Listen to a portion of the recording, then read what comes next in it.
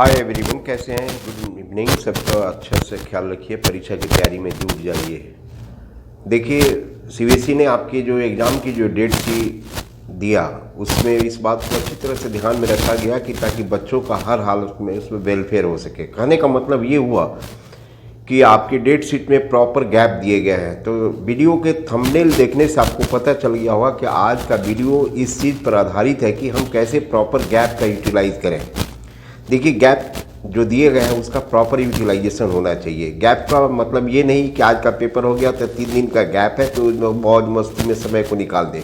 देखिए, मौज मस्ती का समय आपके पास बहुत आगे रहेगा। अभी आप इस चीज़ों पर ध्यान ना दें, बल्कि प्रॉपर एक स्ट्रैटेजी फ्रेम करें। उस स्ट्रैटेजी के अनुसार आप अपने आप को काम कीजिए।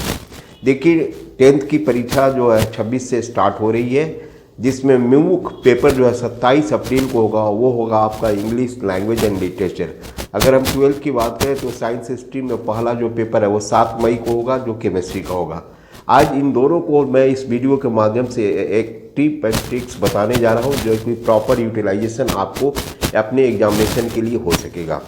ध्यान रखिए कि गैप में आप उन सारी चीज़ों को पढ़ने की कोशिश न करें, बल्कि प्रीवियस ईयर के क्वेश्चन उस चैप्टर से लेकर या टॉपिक से लेकर उसको लिखने का प्रयत्न करें। जितनी आपकी राइटिंग स्किल अच्छी होगी, जितने जल्दी समय लिखेंगे, आपका टाइम मैनेजमेंट होगा, प्रॉपर राइटिंग स्किल डेवलप करेगी और लिख कर पढ़ने का अभ्यास करेगी। कहाँ आपसे गलती हुई, कौन सी बातें छूट रही हैं, कौन सी लिख रही हैं। इसके पहले के पिछले वीडियो में मैं आपको बता चुका हूँ कि कैसे यूटिलाइजेशन करना है। पेपर रीडिंग में पेपर को आप सेलेक्ट कर ले कि कौन सा क्वेश्चन पेपर को आपको पहले लिखना है, कौन सा आपको बाद में लिखना है। सबसे ध्यान में रखिए, जो सबसे बेस्ट क्वेश्चन आपको तैयार आ रहा है, जिसके अनुसार आप बेस्ट कर सकते हैं, उसको आप पहले लिखने की कोशिश कीजिए। और जो खराब लिख रहे हैं या जिसके बारे में खराब आपकी तैयारी है, वो क्वेश्चन आ गया, उसको लास्ट में लिखने की कोशिश कीजिए। प्रीवियस 30 ईयर्स का एग्जामिनर के रूप में मैं आपको अनुभव शेयर कर रहा हूँ कि जो आप प्रॉपर वे में शुरू में आप लिखिएगा, वही आपका रिफ्लेक्शन होगा और वही आपकी एक मानचित्र जो है परीक्षक के मस्तिष्क में तैयार करेगी कि आप किस प्रकार के स्टूडेंट, आपने कैसे तैयारी की है। कभी भी अपने एग्जामिनेशन के क्वेश्चन के आंसर में अनरेलेवेंट बातें, अनर्गल बातें, किसी तरह की कोई बातें ना लिखेंगे, क्योंकि यहाँ पर सीबीएसई की कॉपी जो है बहुत माइन्यूटली चेक होती है। 3 स्टेज में कॉपी चेक होती है। एक एग्जामिनर चेक करता है, फिर उसके बाद हेड एग्जामिनर्स को देखता है, उसके बाद सेंटर नोडल कोऑर्डिनेटर के नज़र से कॉपी गुजरती है। इसका मतलब कि आपकी कॉपी 3 स्टेज से गुजरती है और तीनों स्टेज में माइन्यूटली ध्यान दिया जाता है। ऐसा नहीं है किसी बच्चे ने बहुत ख़राब लिखा है उसको बहुत अच्छे नंबर दे दिए जाए, और ऐसा भी नहीं होता कि किसी बच्चे ने बहुत अच्छा नंबर दिया है, बहुत अच्छा नंबर नहीं ला सका। या कहने का मतलब हुआ कि वो बहुत ख़राब लिखा है, उसको अच्छे नंबर आ गए, या बहुत अच्छा लिखा खराब नंबर आ गया। ऐसा कुछ नहीं होता, बल्कि प्रॉपर चेकिंग होती है, प्रॉपर रूप से मैन्युअली देखा जाता है।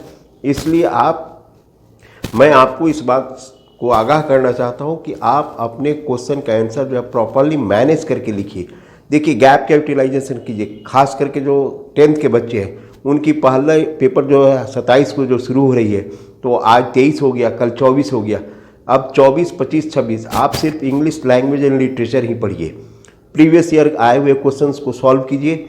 जहां भी आपको दिक्कत है आप फ़ोन कीजिए, मेरे पास एक्सपर्ट ऑफ टीचर्स की टीम है, मैं उनसे गाइडलाइन मदद लेकर आपकी समस्याओं को दूर करा सकता हूं। आप चाहिएगा तो मैं एक्सपर्ट टीचर्स जो सब्जेक्ट के हैं उनका भी इंटरव्यू अपने वीडियो पर अपलोड करके उनके मार्गदर्शन की सहायता आपको प्रदान करा सकता हूं।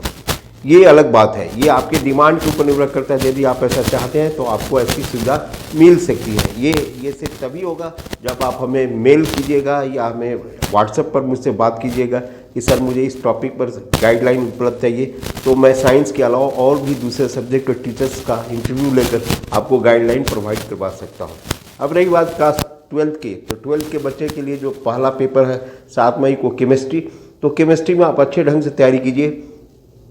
गैपिंग का उपयोग कीजिए, रिएक्शन लिखिए, रिएक्शन मैकेनिज्म को समझने के लिए जो क्वेश्चन पूछा जा रहा है उसका आंसर लिखने की कोशिश कीजिए। देखिए, 10th में इंग्लिश लिटरेचर के बाद जो मेन चीज़ आती है वो है आपका मैथमेटिक्स। तो मैथमेटिक्स 5 मई को है, जो बेसिक और स्टैंडर्ड दोनों होगा। उसके बाद देखिएगा कि संस्कृत का पेपर है, और संस्कृत के पेपर के बाद साइंस का पेपर है। साइंस के पेपर में गैप नहीं है ज़्यादा, 2 दिन का गैप दिया गया है, तो इसका भी प्रॉपर यूटिलाइजेशन होना चाहिए। 10th में अक्सर हाँ जो बच्चे मार खा जाते हैं वो होता है मैथमेटिक्स और साइंस, लेकिन इन दोनों सब्जेक्ट में अच्छे नंबर जब तक आप नहीं लाएंगे तब तक आपका स्कोर हाईएस्ट नहीं होगा। इसलिए मैथमेटिक्स और साइंस को मैनेज करने की कोशिश कीजिए, अच्छे से अच्छे पेपर लिखने की। उम्मीद है मेरी बातें आपको समझ में आ रही होंगी। अगर बातें समझ में आ रही तो वीडियो पर बने रहिए और आगे सुनिए मैं क्या बातें कर रहा हूँ। जब आपका पेपर मैनेज हो जाएगा तो आपका रिजल्ट भी अच्छा होगा। जब आपका रिजल्ट अच्छा होगा तो अब आप अच्छे जगह एडमिशन भी ले सकते हैं। ये आपके ऊपर निर्भर करता है कि कैसे उसकी यूटिलाइजेशन करना चाहिए।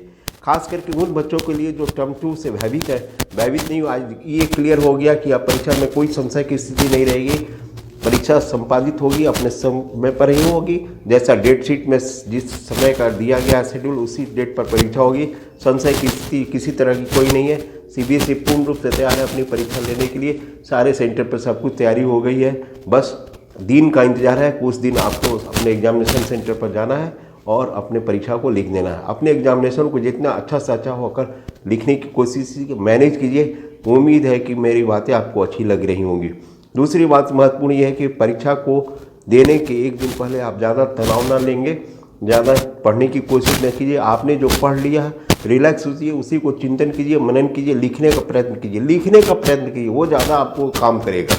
ज़्यादा पढ़ने की अब कोई जरूरत नहीं, आपने बहुत पढ़ लिया है, अब आप सिर्फ लिखने का प्रैक्टिस कीजिए, क्योंकि जितना लिखिएगा उतना ही आपका आंसर उतना ही परफेक्ट होगा। Thank you very much.